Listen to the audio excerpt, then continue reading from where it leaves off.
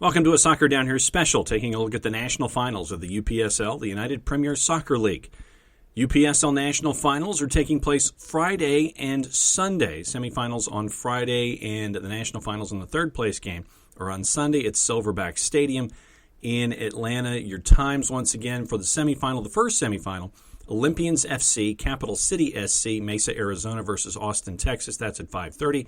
Your second semifinal, Ginga Atlanta and Brockton FC United out of Brockton, Massachusetts. That's at 8:30. Your third place game, Sunday at high noon. Your championship game, Sunday at 3 o'clock. What we're going to do over the next little while, catch up with all four head coaches of Olympians, Capital City SC, Ginga Atlanta, and Brockton FC United, as well as catch up with the commissioner of the UPSL, Yan Skwara, and get his views on the season that is ending this weekend before the spring season kicks in before we know it. So first and foremost, let's take a trip to Mesa, Arizona, catch up with Olympians FC.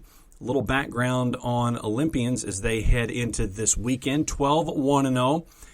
UPSL Arizona Division champs, West Region champs. They've only allowed 10 goals this season in their 13 matches, and we'll find out about some of the key players, including the one between the sticks from head coach Adrian Gayton, who was on his way to practice.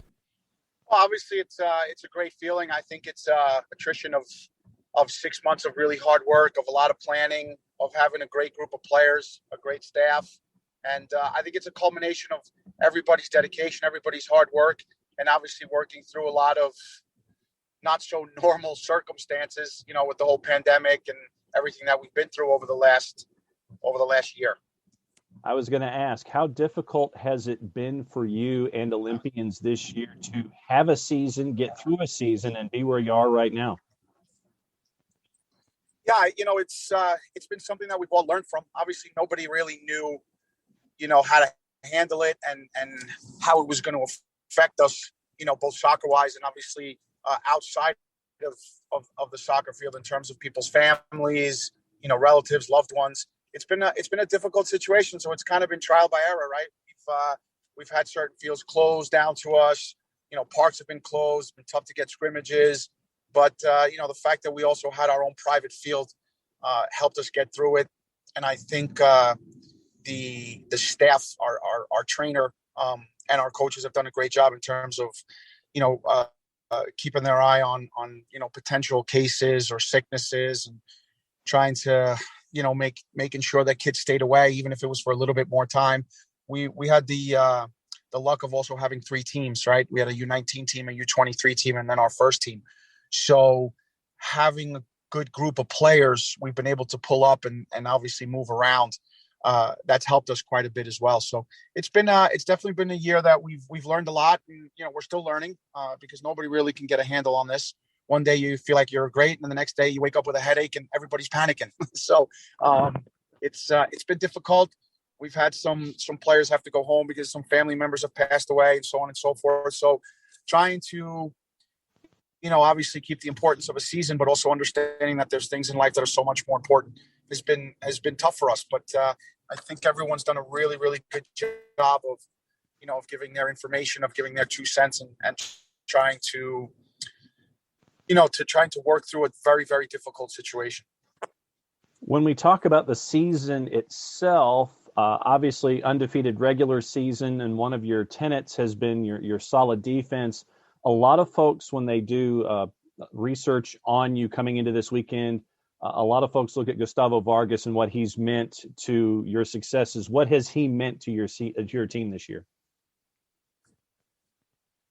Yeah, I think, the first thing that you have to do is you have to have players believe in you guys as coaches, right? Believe in the staff, believe in the process, believe in the culture that you're trying to establish.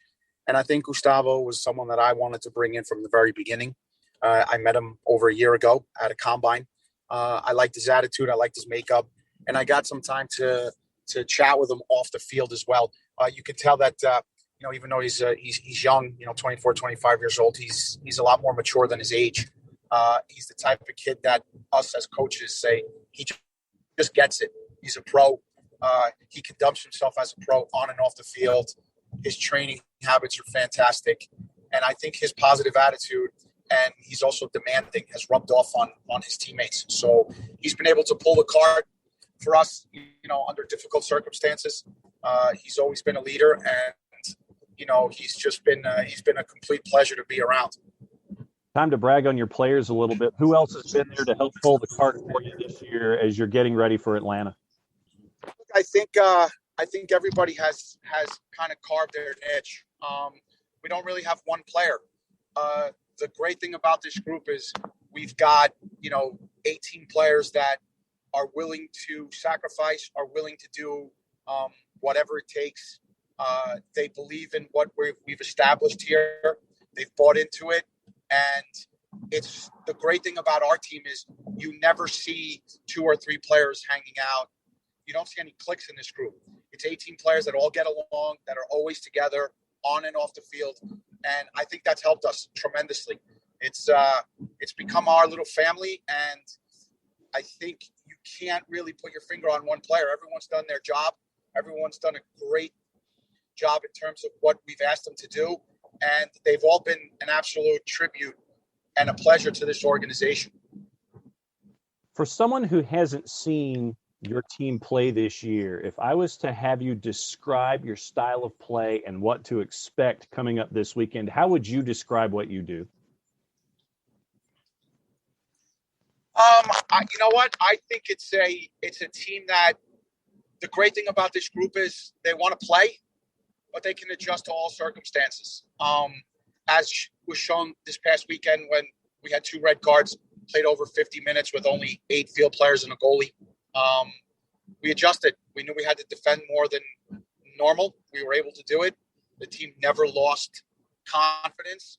You could hear our players even as the overtime was finishing up before we went to penalties. There's not one player on that field or on that bench that didn't think that we were going to win the game. So I think it's a group that likes to play. They enjoy being around the ball. They're comfortable on the ball, very confident, but they can adapt to just about any circumstance. That's what makes them special. When you look at the team that you're facing in the semifinals this weekend off the top of your head, I don't know how much studying you've been able to do, but when you look at the team that you're facing in the semi, what do you see? Well, obviously, the fact that they are where they are is a tremendous accomplishment to not only their players but their staff as well. We have the utmost respect for them. We haven't broken down any video as of yet. We're kind of focusing just on our team right now and what we need to do to get to Atlanta healthy, confident, and ready to go. But you don't get to where you're at if you don't have really good players and really good coaches. So a lot of respect for them. Also dealing with the situations that we're dealing with.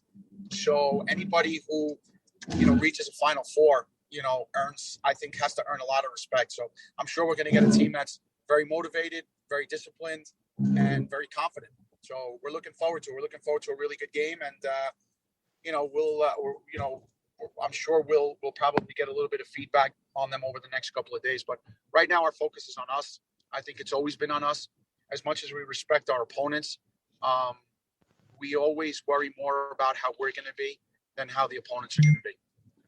So if I told you at the beginning of the season that we would be having this conversation right now, what would you have told me back then at the start of the year? I would have probably said from your mouth to God's ears. But no, look, we always knew we had a good group. That was something that we were confident with as a staff, that we had good players, that we had good character, good people, came from good families, which is important to us because when you go through tough times, those people need to respond. So we always felt that we would be in the mix. Obviously, a lot of things have to break for you, and you have to get luck. You have to stay healthy. And obviously, you have to have a tremendous staff. So we were confident, but to be honest with you, our motto has been from day one, look, the next game, the first half of the next game, we got to come out of that half winning. And then we'll worry about the second half of that game. And we've taken that motto, and I think it's been really, really good for us. So although I think everybody on our team has had the confidence that we could get here, nobody looked past that particular day, that particular half. So I think that's what's made us somewhat successful as well. Opposition for Olympians FC in semifinal number 1 comes from Austin, Texas, and Capital City SC. Mark Dobrunell is their head coach, and they come in with a record of 10-1-3, won the Heart Division, won the Central Region, and they also had wins over Foro SC 4-3 in the round of 16, defeated La Máquina in the quarters by the score of 3-2. We catch up with head coach Mark Dobrunell, who was balancing this interview with daddy duty. I mean, it feels fantastic. As you know, for my first season with the team, this is something somewhere I will not say I didn't expect, but I was like, okay, it's going to be a tryout for me as a brand new coach. And no, it's a great feeling. How much of a challenge was it for you to go from player to coach, position coach, and then head coach? How much of a transition was that for you? So the most difficult part for me was not the coaching part, to be honest. It's to say, Mark, it's your time to say stop. You have to stop to play, and you are turning 41. There's a time for everything. Your body is talking to you, you know. Even if you want to continue to play, after each practice, you wake up in the morning, you're like, oh, that's painful, you know. And so it was the time for me to say stop and coach. But the most challenging part was like to be on the bench and just looking at my players, you know, playing, and you cannot play on the field. And when it's brand new like this, it's really difficult because you really want to join the team. You really want to enjoy, you know, the game, the pace of the game, the energy. But it's life. You have to accept it. I was going to ask if you miss playing. I miss playing a lot every day. And my players ask me often to practice with them or sometimes maybe to play. And I force myself to say no.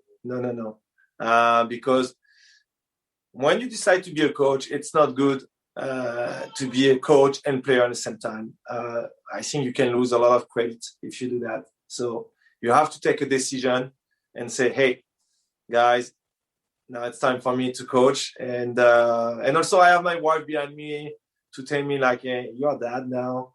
You need to think about your future. And so that's why I took this decision. So if I told you at the beginning of the season that Cap City would be playing in a national semifinal, chasing a championship, what would you have told me back at day one? I would tell you that somewhere I'm not surprised because when we brought this team with Ryan, who is actually the center back of my team, and myself, we almost immediately felt something, you know. And after the second game, I was like, wow, we can go very far in this competition, you know.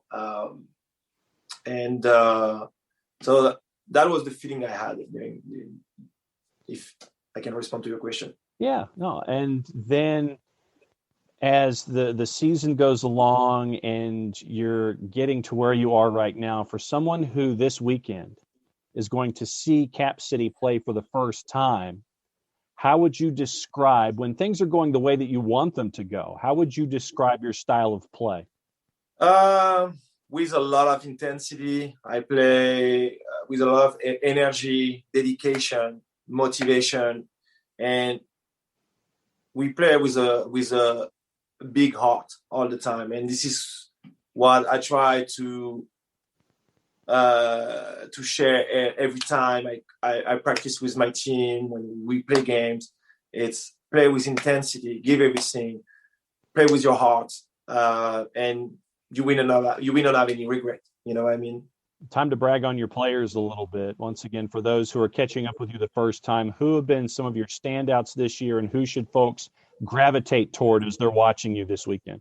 Well, to be honest, it's like, as I said from the recent interview I had, I have a group of 19 players, and trust me, you're gonna understand what I'm gonna say. But it's a good thing to have. But every practice and weekend has been a big headache for me because I have a big group of qualities, So every time when I don't start someone on the field, it just responds to me right away when I decide to do the substitution. And you're like, okay, so now he's responding to me like, okay, you put me on a bench. I want to prove you I can play. So as a coach, and especially for my first year, it's just great. But at the same time, it's a real challenge because you want to make sure you can manage correctly your team, and you don't want to create too many frustration in the group. So my whole group is great, honestly, and everybody step up during this competition. So when you look at the team that you're going to be facing in the semifinal, how much studying have you been able to do? And when you're looking at your opponent, what do you see? Well, I spend sometimes to watch the video and also to talk with Ryan, my senior back, who is also like an assistant coach with me, and Kai, who is the technical director of the club. And Kai is really good at analyzing the video, and he has precious advices. So it's a good complementary to have, and this team is very well organized in the midfield, very aggressive. We probably need to keep an eye on the number 6, but also I can see like the left back and the right back are pretty good and dangerous. They like to join the midfield and the forwards when it's the offensive transition. So it looks like a solid team, and we're gonna have to be extremely focused and play with intensity because they play aggressive, and I can see there's a good quality technically. How much of a challenge has it been for you off the field this season because of everything that we've gone through in the last year? I know for a first-year head coach, it's normally a challenge, but then you're adding all of the stuff off the field to it. How much of a challenge was it with all of these other factors, not just coming off the field and becoming a coach? So you talk about the COVID-19, you talk about what exactly? So can you just precise more if you don't mind? No, just dealing with what we're dealing with in the pandemic and having to juggle all of that. So to be honest, the pandemic has never been a trouble for us. We didn't stop to practice. We didn't stop to meet each other and just train hard and be prepared for the season. Of course, we respected all the safety rules and make sure we don't put anybody in danger. But honestly, we didn't pay too much attention to this, and we were very focused on one goal, is to make sure we start correctly the competition and we can try to go as far as we can. What would a championship mean to Cap City and the Cap City community? Well, it will mean a lot because this club is not just a soccer club. It's a big family, and we had the proof with all of our fans who actually following us all the time.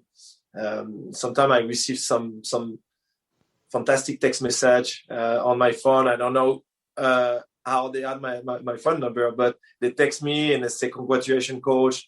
We are so proud of your team.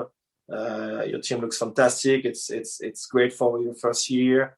And so that is great for the players. It's great for the team. It's great for the club. This is what we want. For the moment, everything is perfect. So I cross my fingers. No, I just want to say, even if the competition is not over and I don't try to play the game before the game on Friday, but I just want to say thank you to the club and also all the coaching staff I have around of me and the players, because nothing could happen without them. So I just want to be very thankful and also thankful for all the support and the fans we have. 43 goals this season scored by Cap City in their 14 games, so a high-powered offense. going up against Olympians in that first semifinal. Second semifinal, once again, that is at 8:30 on Friday night. Ginga Atlanta, host team. They've run the table this season. We'll catch up with them in just a little bit. Their opponents, Brockton FC United out of Brockton, Massachusetts. Some background on Brockton. 12-0-1 overall. They were second place in the Patriot Division. They were Northeast Region champs, and they've won 6 straight to get to national finals and national finals weekend. We caught up with their head coach, Herminio Furtado. Well, it feels great. It's an amazing opportunity for all of us going down to Atlanta, to the capital city of soccer in the United States. It's a real pleasure going down there and playing the Silverbacks. It looks to be a wonderful place, and the environment is promising to be really exciting. And here we go.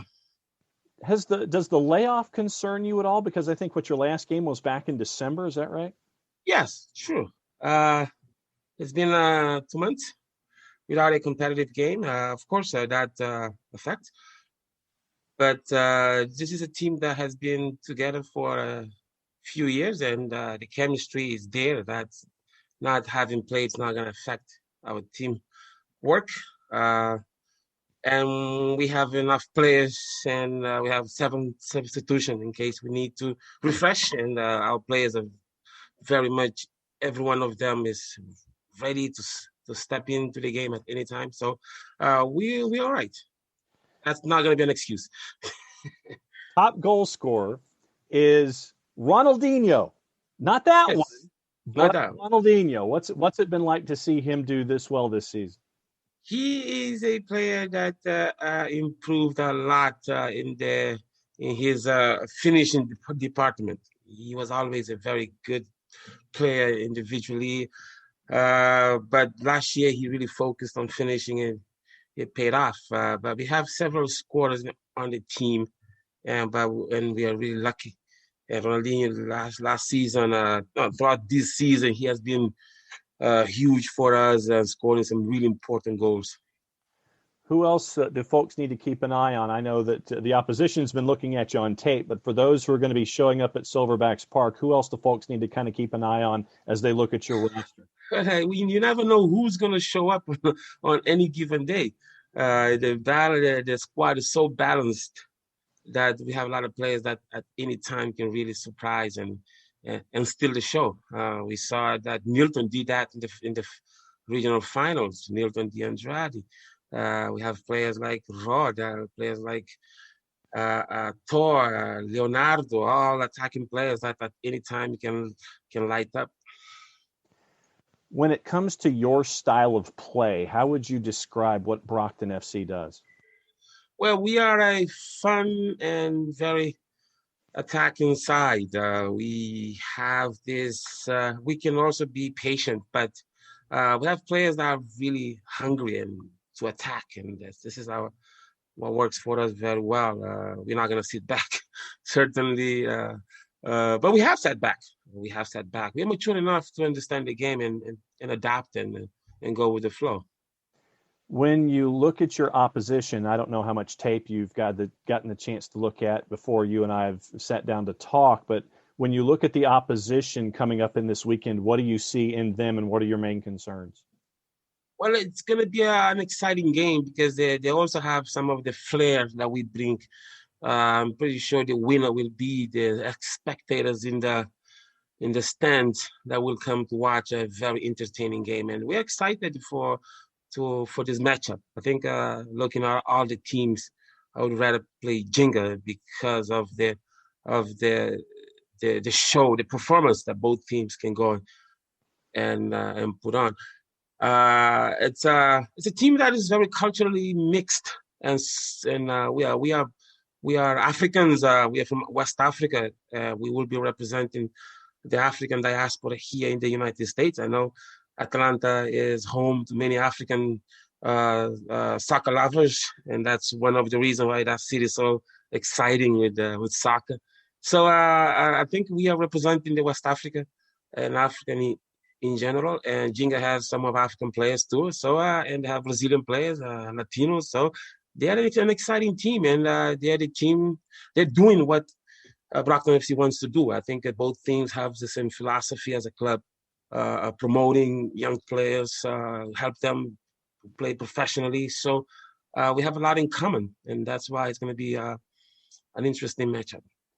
When it comes to this season itself, how difficult was it for you as both owner and head coach at Brockton FC to actually put a soccer season together and a soccer product out there on the field? Well, it's been almost a year since we went on lockdown, and we were really concerned, what's the season going to look like? But then immediately we use a simple philosophy. Every time there is difficulty, there is also opportunity, and we stuck by that philosophy, and we just looked at the opportunity in this season. And the big opportunity is that we can focus on one league. Usually we have other leagues going on, and players also have other leagues that they play that may get them distracted. But with the UPSL being one of the few leagues still competing, it worked really well for us, soccer-wise, and players could really focus and actually see what we have for them. Because in the beginning, some of the players did not have the vision to see where we're trying to go with this. But being there and them experiencing, I think we accomplished our objective. So if I was to tell you that when the season started, all the way back then, that you would be in the Final Four in the UPSL, what would you have told me back then about what's happening this weekend? Well, I would not be surprised, because I started this program believing we have the talent to steal the show at the national level. So this is what I've been selling to the players. So I had to be the first one to buy into the idea. And I know the talent that we have. We have a quasi-professional team, players that didn't get a chance because of where they live, and because the soccer landscape in this country did not provide them with an opportunity to play professionally. And especially since some of them did not have the opportunity to go to Division I college, they got passed on as professional athletes. And now they all are coming together. They're between 23 and 27. They're still there at that age where they can still make it, but also a little concerned that they are too old to fulfill their dreams. But we still have players who are 21, 20, and 20, and they're still dreaming. And that's what is bringing this team together, that belief that they still can dream about their professional soccer career. Now to the story of the UPSL season. Ginga Atlanta, we'll catch up with their coach, Joao Garcia, in just a little bit. Georgia Division champs, Southeast Region champs, 65 goals scored in the Georgia Division. They only gave up 10. They were undefeated, 14 wins out of 14 games coming into the postseason. They've run the table since. Dion McCauley, Ginga's top scorer, 23 goals, second in the league, two-time UPSL Player of the Week. And we all know his history, for those in the Atlanta footprint, about Dion McCauley and how he is with the Atlanta soccer scene. So here is head coach Joao Garcia talking about a team coming into the weekend at 19-0. Feelings of gratitude for being able to have kept a level of performance consistently through many months. That has been, amazing to see the guys and everyone around put in the work every day. So we're very grateful to be able to represent the city that has a passion for soccer, and to be able to be in a Final Four, being the home team in Atlanta.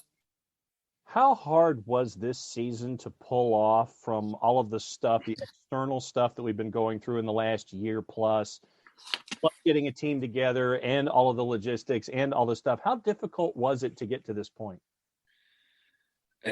I think everyone's on the same boat, and it's always a matter of how you look at your situations and how much honest work you're able to put in every day, while at the same time being able to help people along the way and spread more than just soccer through the community, right? We're here to spread awareness to the community, to spread consciousness to the community, to various different aspects of life by way of playing soccer. And I think we just did what we've done any other year, right? Is kept working very hard, show up every day to practice, willing to give everything you have on that day, and to be a professional while you're not on the field, and to be involved in your community when you're not on the field, and to be a voice for some people that might not have it. So I think it was just just the same, working hard every single day, and we managed to have a lot of luck. To get where we are, and I think we worked for our luck, right? So it's just one more end of the year, and already looking into the next year, right? Because that might be the most difficult thing of this year, is that the end is already the beginning. There is no off. It's done. It's on. So I think that might be the most interesting thing about this season is, this next season starts the following weekend. When you look back at the season to date, how much of a surprise has your output been? Because, you look at all the numbers, there's a big number, and then there are two numbers that are the same. When you look at wins, losses, and draws, there's a big number at one side, and then there's the same number for the other two. All of the offense that you've been able to do, all the numbers that you've been able to put up, all of the great individual numbers that have been a part of a team collective. Has this even been a surprise for you at times, what you've been able to do? Very much. Yeah. Because I've been, we're all a part of a lot of teams that have everything, that, work as hard as we've worked this year. But there is no 19-0-0, right? To not tie a game really surprised me a lot. So not because they don't have it, because they're great players, because they buy in all together on the same objective. But really, like I said, it's been a lot of luck. It's been a lot of hard work, but it's been a lot of luck in those games, But the way they pulled through every single game to manage to win, that has been amazing to be a part of. And I guess now is the time to brag on your guys a little bit here. I know that a lot of folks are drawn to what Dion McCauley has done this year, top scorer, almost 24 goals. But every single time out, especially in the postseason, there's also been another guy that has stepped up. It hasn't been just Dion. It's been a bunch of other guys as well. For those who are going to be watching your team for the first time this weekend, who are some of the focal points that they can gravitate toward and sit there and go, okay, now I know what I'm looking at? Yeah, it's we talked a little bit about it today, and awards are one. I don't believe there's an individual. It's because we're only able to do what we do because someone's doing something else for us, right? So it's a testament to everyone that's been able to put in a very, very good performance week in, week out for 19 weeks in a row. And I was actually looking at, the Manchester City with very close to breaking a win streak record. And they won again today. So we have a lot of players that have played this season. I think that the whole squad, I think we might have utilized 50 odd close to 60 players in the season. Okay. And they all have participated. So we all feel a part of this final. So it's not like, oh, hey, these are the, 15 guys that play in the final or 20 guys that are on the roster. No, we have a family of 50 football players that want to reach their dreams, and they all took the pitch and they all played a little part in this campaign. So you'd have to look beyond the bench. I'm telling you, there will be players in the stands that have scored important goals in the UPSL this season, and they're a part of that.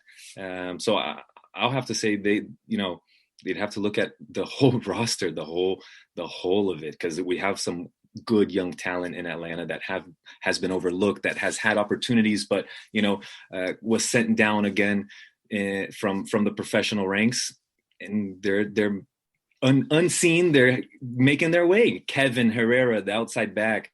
Onesimo, a center defensive midfielder. These guys do the work that no one sees, right? Our defense, Victor, Kemar, how well have they played all year long? How many shutouts have they kept?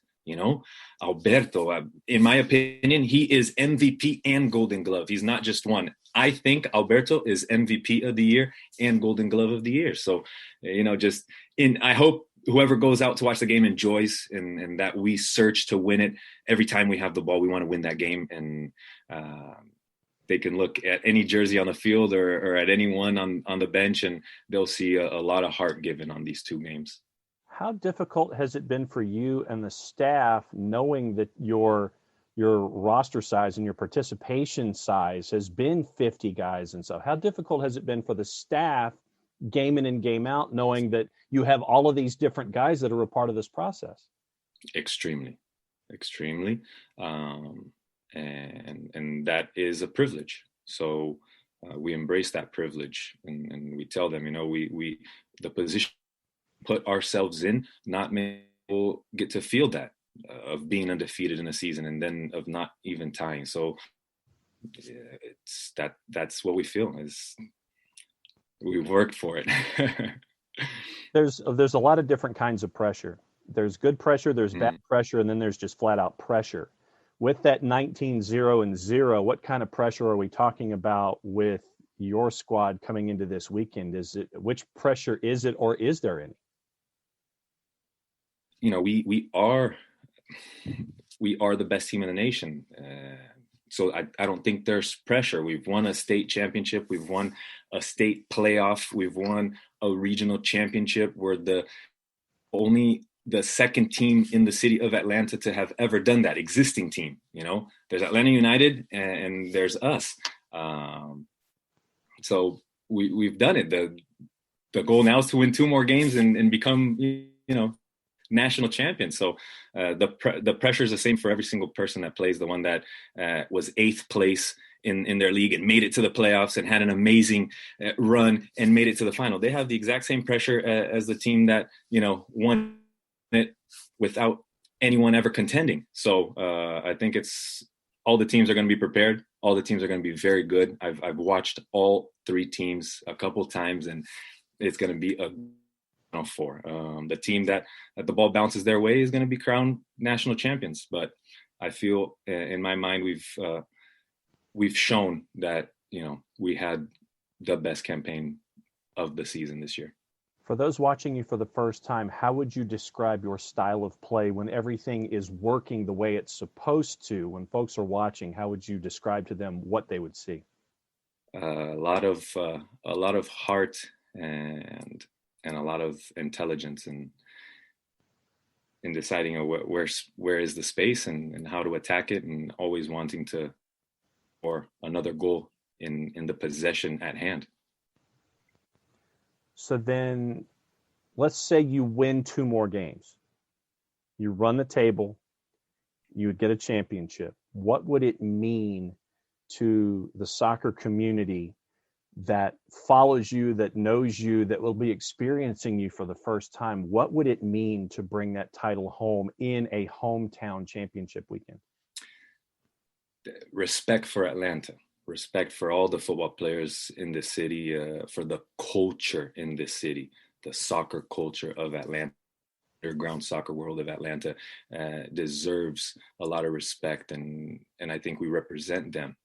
We represent the best of them. So we play for them. We play for those people that we see every day that don't have a stage, but they are very good players, and the city is full of them. So it's good that the city has another team that can represent that, and Atlanta United has represented that for us. And now there's another club that could represent that in a national stage, and we're ready for that. And at this moment, we are actually, changing the team name. We're Atletico Atlanta now.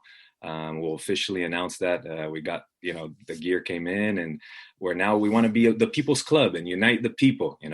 A club in Atlanta that gives a pathway to pro, and hopefully we could represent everyone in the city when we step onto that pitch. Those are your 4 teams, and now to kind of look at things from the league perspective, we caught up with the commissioner of the UPSL, Yan Skwara, to get his views on a very, very busy season, a challenging season that is now at National Finals Weekend. Well, first off, congratulations on getting to the end of a season. How difficult was it for the UPSL to have a season, manage a season, and complete a season this year? It was a challenge. It was a healthy challenge. We took it on. Very proud of the entire league, management, upper management, to our staff, to our members, for all collectively coming together and holding hands and getting across 2 seasons during a pandemic, a first ever. So we're glad it's coming to a tail end here, as probably everybody is, and looking forward to a great 2021 year with our spring season coming up and our fall, of course. When you look at the season in and of itself, I know that there are a lot of franchises that have to be managed and a lot of juggling that has to go on from a corporate perspective. I mean, this had to have been one of the more daunting challenges that you have had and that the league has had in any kind of administrative setting. I mean, it seems like it was, to be perfectly honest, a hell of a job to do just to get it to this point. Well, again, to credit to the management of the league, we have a very talented, sophisticated group of individuals who, collectively came together actually in January of last year. As many people know, it's been out there. The ELP brands made an investment into the league, and a blessing in disguise. I call that, because we're able to bring on bring some hands on deck that were needed to take the league to the next level, and certainly during a pandemic. So, Graham Walsh, the new CEO of the league, Lewin Frazier, the new COO of the league, coupled with some of the staff and management that was on prior. All coming together along with our conference and division managers across the U.S. I think we all took a lead from the top, and everybody followed suit. And at the end of the day, we were able to, I think, accomplish a feat that was, something to look back on. That was a very big positive. What did you get to learn about yourself as a commissioner and a leader of individuals? I think, it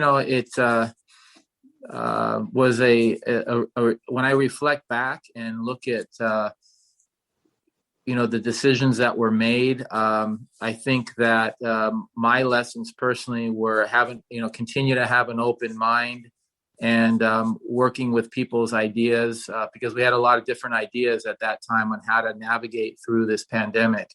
And so it strengthened my ability to work with others. And I think that I think everybody, really picked up from that aspect of operations in terms of working together with an open mind. For folks who are introducing themselves to the UPSL for the first time with this championship weekend and a Final Four and a title game, how would you best describe the league's place in the soccer landscape here in North America? Right. Well, I like to just kind of work off the pyramid of U.S. soccer, which we know today is Major League Soccer is technically Tier 1, USL is Tier 2, NISA is Tier 3, NPSL and UPSL are Tier 4.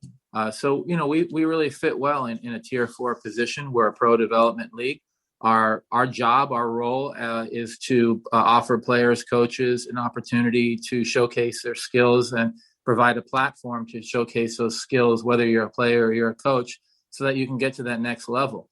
In Europe, obviously, or everywhere else across the globe, when you do well, you go up. Well, it's getting to be like that here in the U.S., which is great. It's not a perfect picture, but look where we've come in the last 50 years. I think in the next, you hear this every now and then, but I think in the next 10 years, next 10, 20 years, I think people will look back and really notice the progress and reflect on the progress that the sport has made in the U.S. When you look at the Final Four that are making it to Atlanta for this championship weekend, I know that you've got some stellar franchises and some great talent, but when you look at the Final Four, what do you see?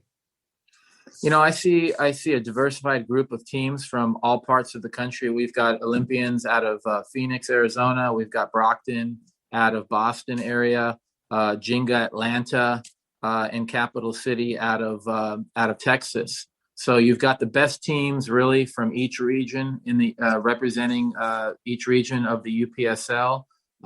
And I say it all the time. When if you come out and you watch our finals, whether on the live stream or you come out to the stadium in Atlanta at Silverback Park, you'll see quality. You'll see the top 4 teams that were able to navigate through the pandemic themselves, manage their squad and their personnel, and keep the depth that's needed to get to this level.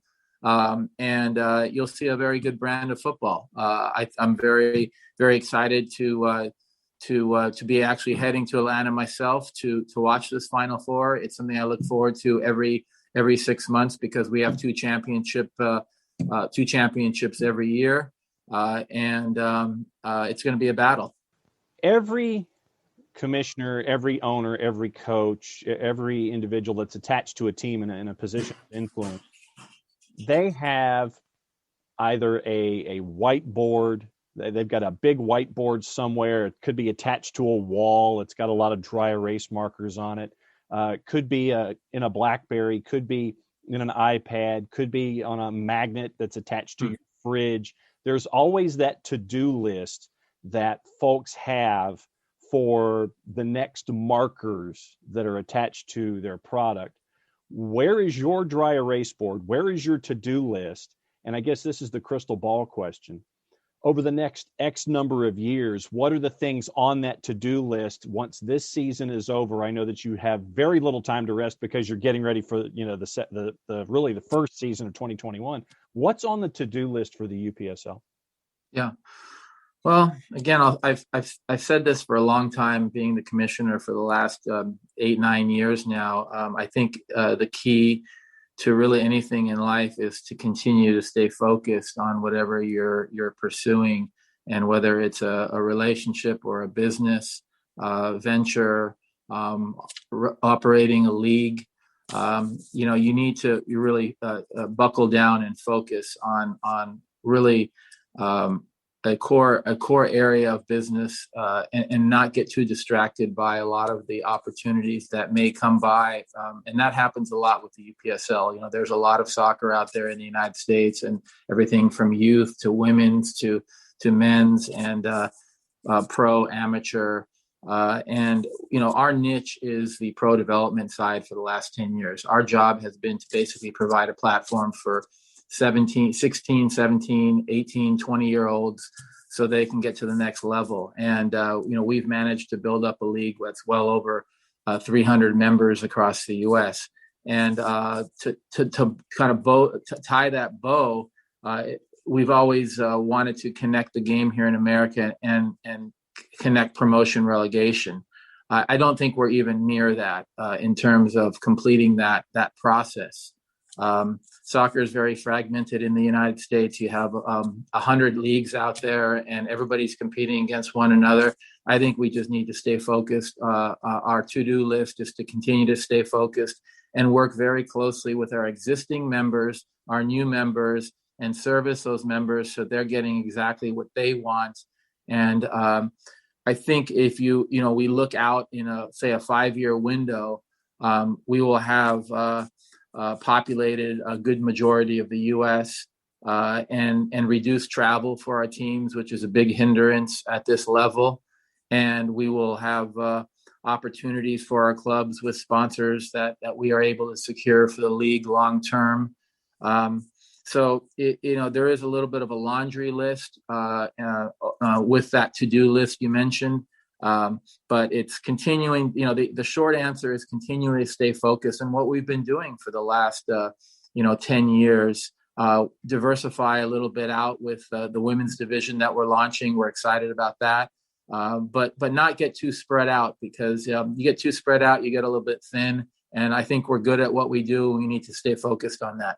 Thanks to all the teams, thanks to all the coaches, and thanks to the UPSL for making this special possible. So once again, let's run down your times for those that want to make their way to Silverback Stadium to catch all the action for the national finals of the UPSL. If you can't get there, you can watch the games on mycuju.tv, and they will be in both English and Spanish. Jason Longshore will be doing the play-by-play for the English broadcast. Once again, March 5th, Friday night, 5:30, Olympians in Cap City.